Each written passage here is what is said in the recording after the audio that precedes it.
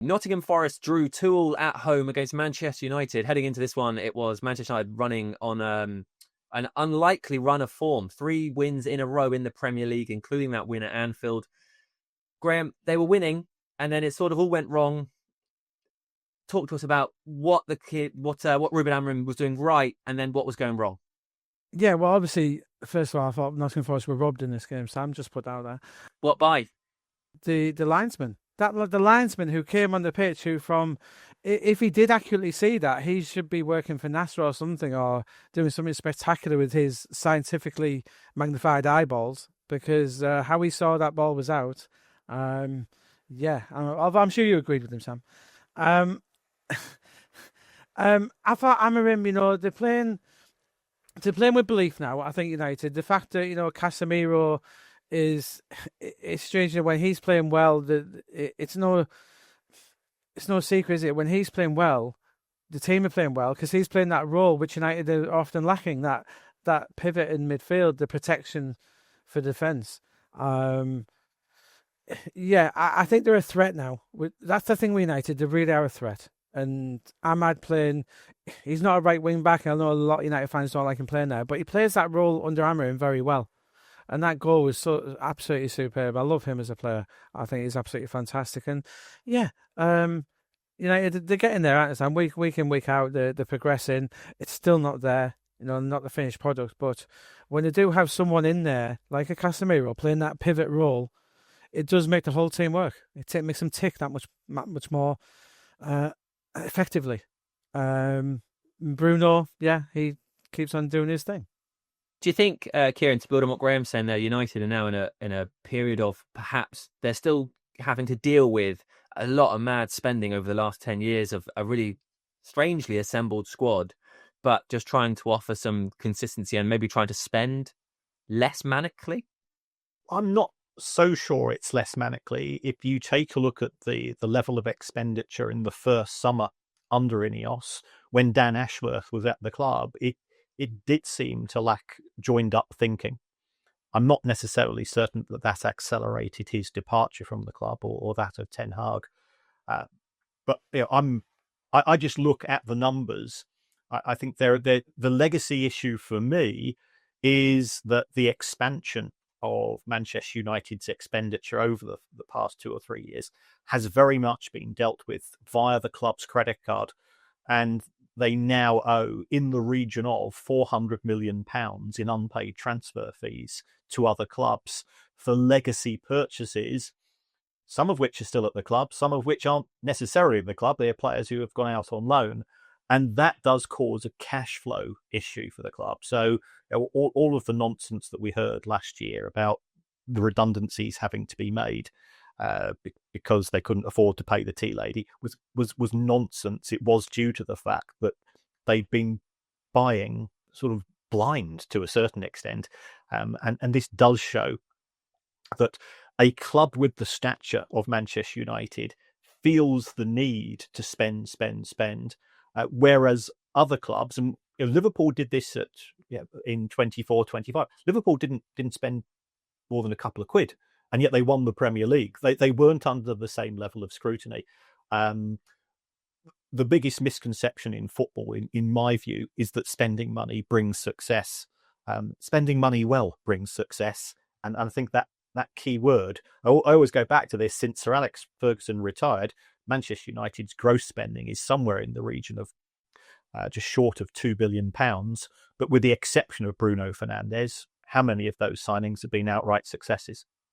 Yeah, incredibly well said. If we talk about the spending just for a moment, and then I think, Graeme, it'd be great to get your view on what Dyche has done to Forest, because obviously they've been dreadful all season, loads of different managers, and actually they fought hard and earned themselves a point.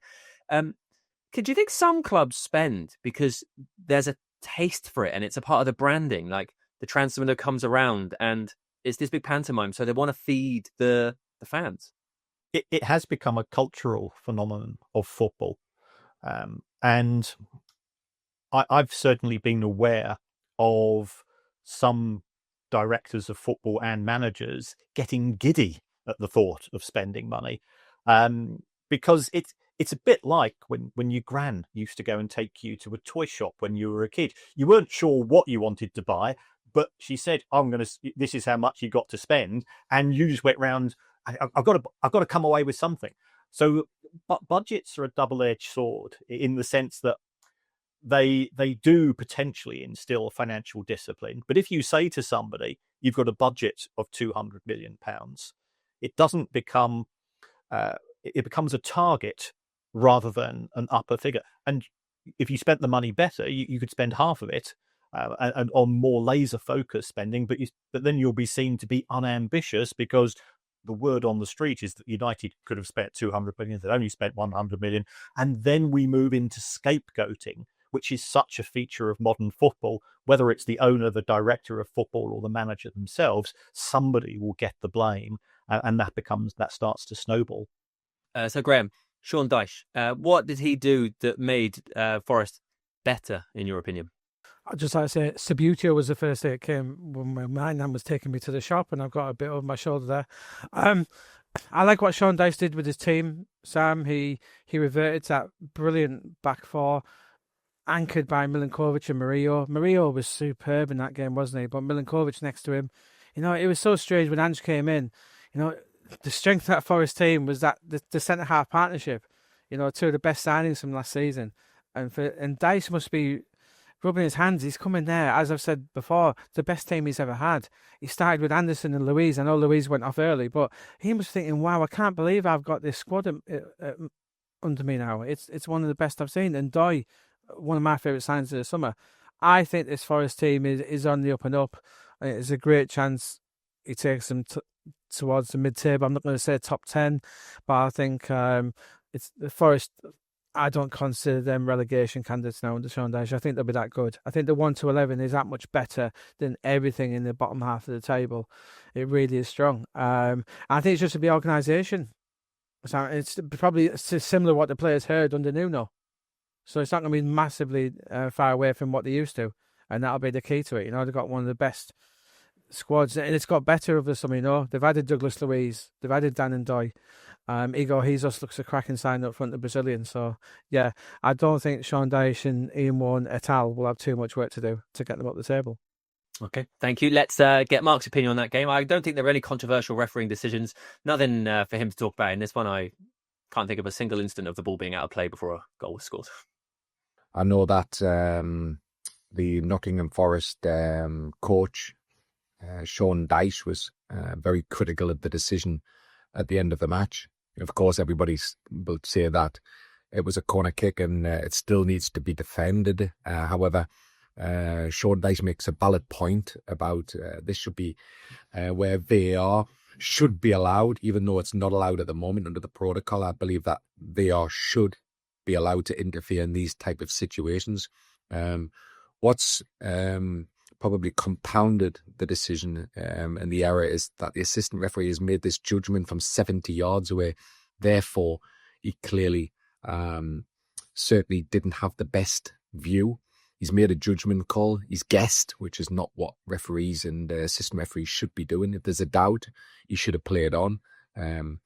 Missed corner certainly is better than a corner given and a goal scored, because if he even allowed the play to continue, then there could be the debate if it's in or out. But because he's given it and it's clearly in and it's led to the corner, that's led to the goal, it's a big talking point. So assistant referee shouldn't have made that judgment call from such distance, with a lot of things in between the goalpost, players, the speed. The referee was better positioned but didn't have the right angle, so I can understand why the referee hasn't overruled the assistant referee's judgment.